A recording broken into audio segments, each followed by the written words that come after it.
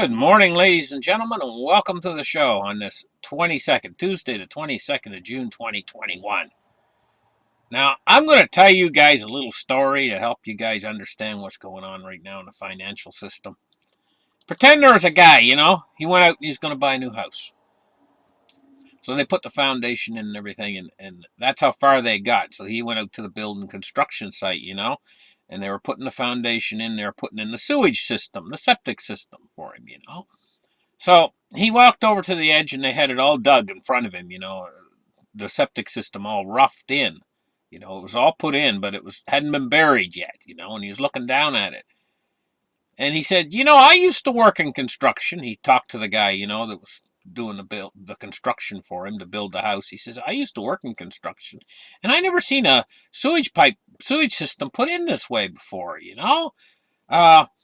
looked down at it and he said, when we used to do construction, we used to just take the septic pipe coming off of the house and put a tilt to it and have it drain down into the septic tank, just straight, right from the house to the septic tank. He said, what is all this? And he looked down and he seen these pipes running to the left and running to the right. One pipe made a 90-degree turn and ran over to this pumping system, and then another turn made another turn, ran over to a different pumping system. He says, what is this? He said, the guy that's standing next to him that was working in the construction said, hey, that's the way we do it now. He said, your slab is, for this house we're building, is too low, and so we have to pump it up to a pump and then pump it off to the septic system, he said. Oh. He said, well, why didn't you just raise the slab a bit higher and do it the way it really works easy? Just run gravity feed into the set. He says, no, we don't do it that way anymore. He says, we use this pump. It's really good, So he didn't ask any more questions. But it looked very complicated to him, and he had his doubts about it when he went home. But they finished building the house, and he moved into his new house, and everything, and he was happy there and everything. All of a sudden, one morning, he woke up, and the wife says, what's that smell? He says, I don't know. And they ran down to the basement, to the floor down there, and there's sewage all over the floor. So they called up the guy, and everything, and he says, well, your pump quit working. This is what they're doing. This is engineering. They engineered this, not simplistically, but they engineered it something complicated. This is what we've got in the financial system right now. Financial engineering, and it's very, very complicated. It's not simple like things used to be. And you can get a backup in the system, and you'll get sewage everywhere. Sewage being things don't work right, and it have just as bad an effect and just as bad a smell on all of us and our money as the backed up pipes. What we have going on right now is there's a guy named he's got a funny name. His name is Zoltan Pulsar. I don't even know if I'm pronouncing it exactly correct. And he says there's a problem in the sewage system of the plumbing, basically, of the financial system. And that the Fed right now, through this reverse repo operation, is causing a huge problem that's draining liquidity from the system. I'm going to tell you, they're doing more and more of this financial engineering to try to hold an unsustainable system together. And what's happening is it's on an exponential curve, the system is right now. The Fed's backed into a corner. And so they're planning more and more financial engineering to try to get out of it. What could go wrong? The whole thing, I'll tell you guys honestly, within the next year or two, maybe this situation, maybe they'll get through this situation with this new backup in the plumbing of the system where the reverse repos is draining liquidity from the system. They might get through this. But it's going to be something else that's going to come along, because what's happened is they've created too complex, too complicated a financial system that requires too many. I mean, I can't go into it all. I can't even understand the complexities of it myself. And they probably don't even understand. They're just out there using their big wallet to try to hold everything together.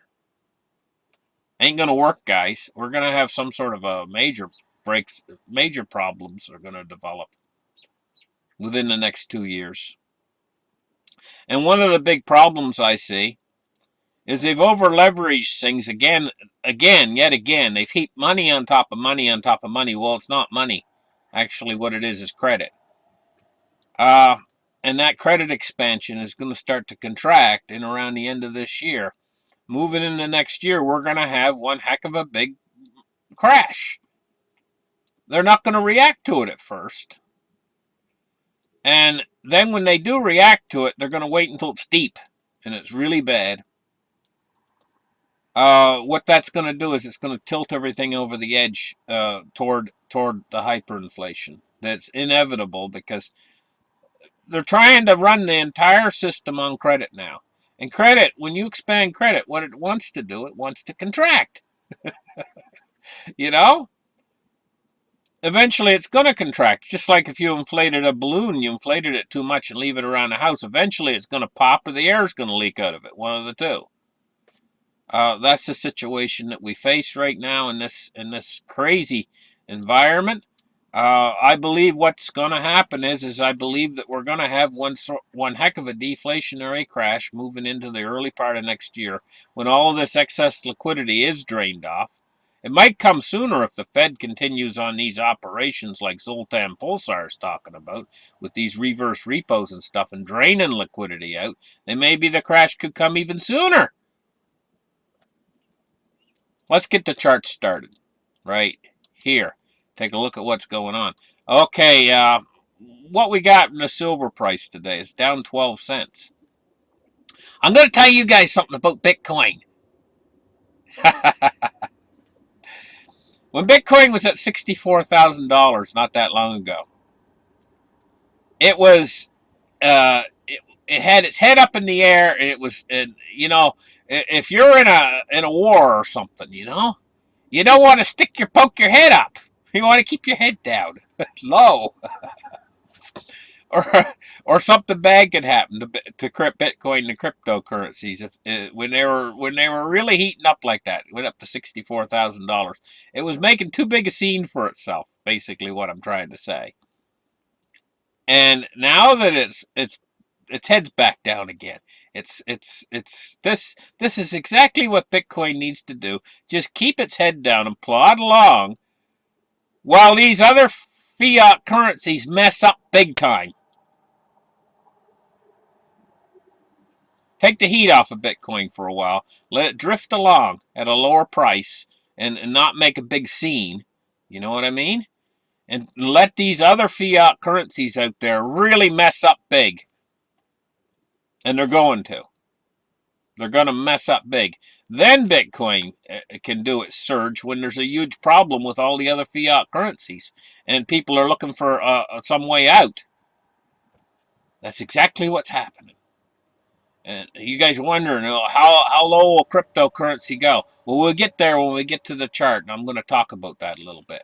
Now we're in the silver price right now. This is what we're looking at. It's $25.82 today. It's down 12 cents. Let's take a look at gold. See what gold's doing. Gold's at $17.78. It's down $5.20 today. So these are the two real commodities that have all the way through history up till now have been the foundation or the bedrock behind the world's financial system. And as far as I'm concerned, they still are.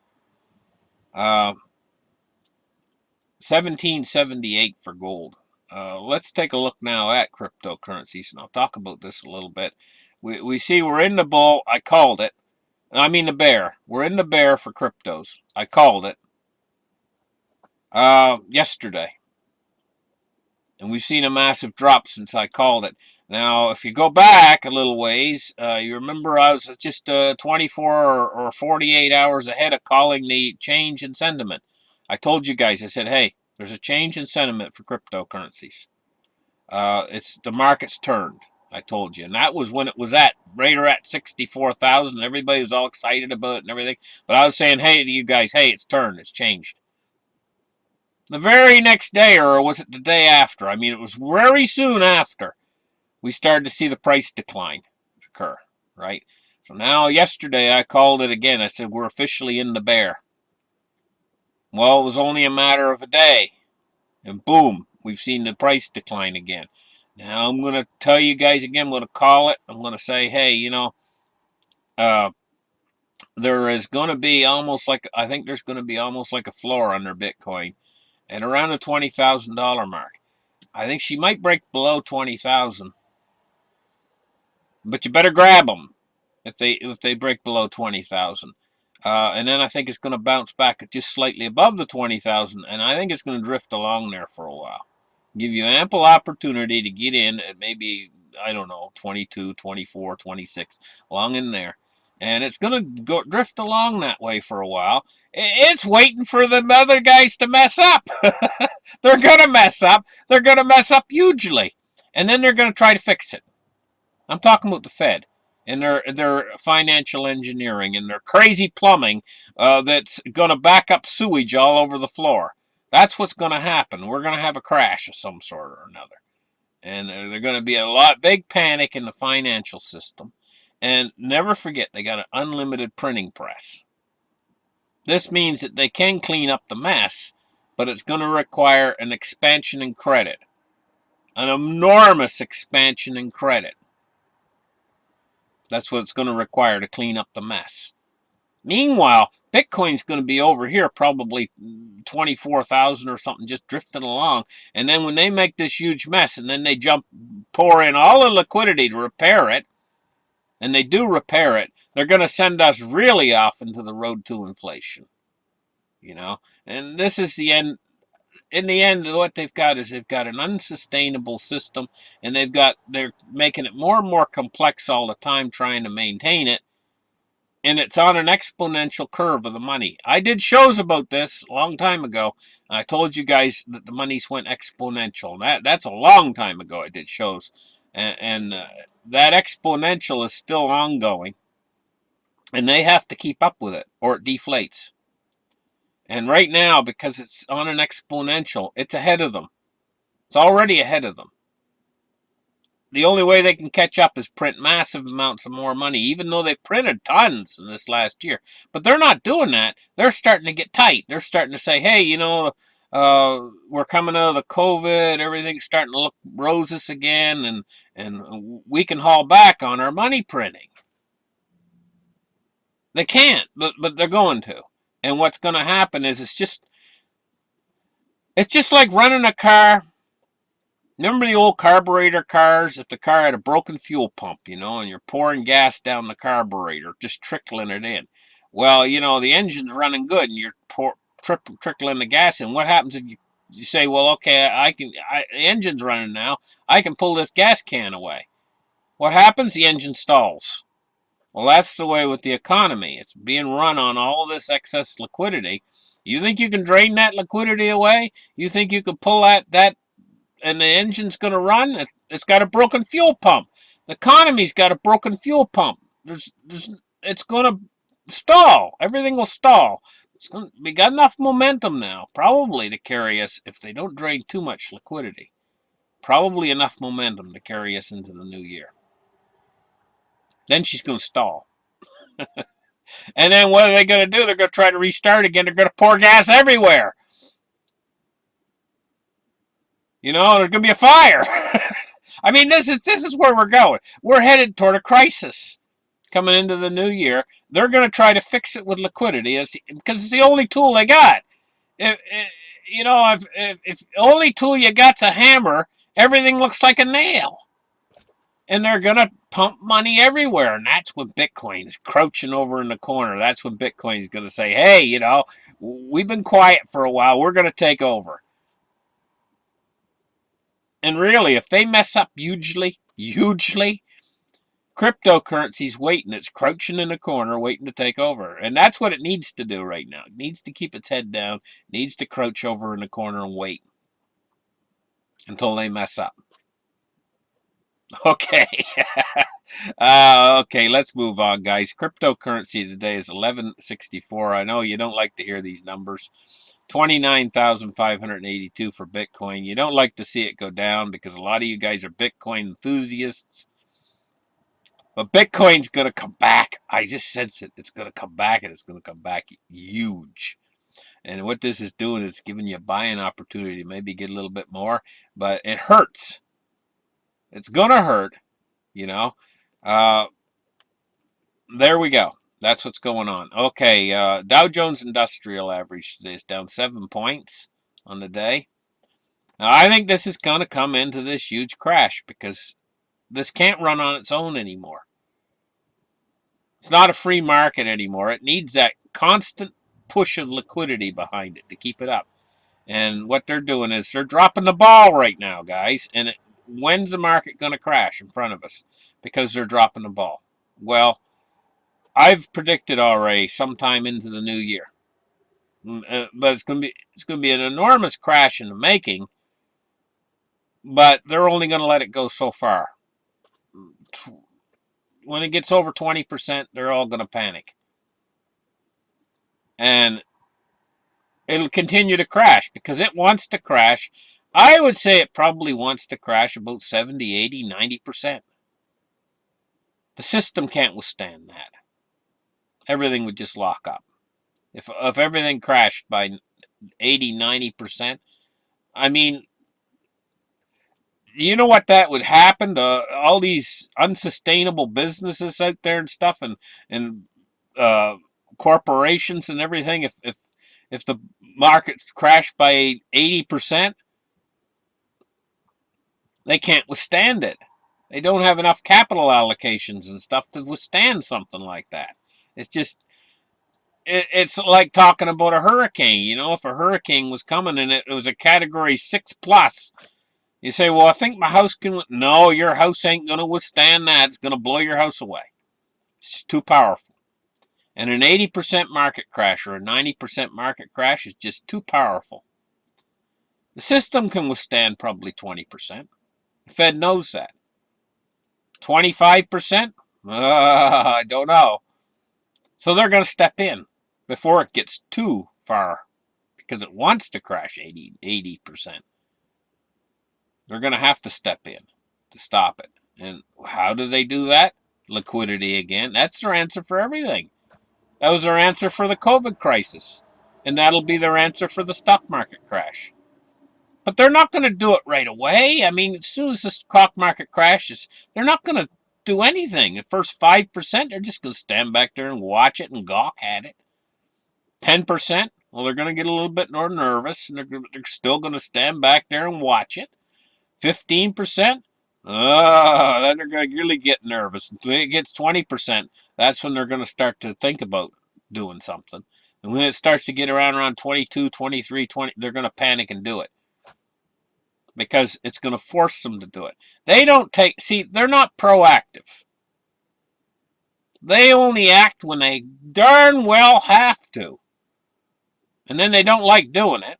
You know, they don't like pumping the money out there. They didn't like pumping all this money out there, but they felt obliged to during the COVID crisis. And now, as soon as the hand of it's ending, they're hauling their horns in. Right now, they're in horn hauling in mode right now. And they're not gonna go out there and start spending money again until they're forced to. These markets are gonna force them to. It's coming. We see signs of instability, and this is what Zoltan might have been talking about, might be what's causing this to rise. 61.86 on the MOVE index. It shows signs of instability. It might be these reverse repos that's causing the MOVE index to climb, and I think that's probably what it is. Let's take a look at bonds and rates today, and we're seeing a mixed bag. Long end is falling just a little bit, and the short end is rising. The shorter end, or the middle is rising. We're looking at 2 basis points in the 2-year. That's the biggest. No, wait, 2.9 basis points on the 3-year. That's the biggest. Okay. taking a look at the dollar index. Dollar index is at 92, and it's probably got something to do with the dollar index going up. Is this fact that they're draining liquidity right now? The Fed's draining liquidity through this reverse repo. Maybe has something to do with the dollar index going up to 92.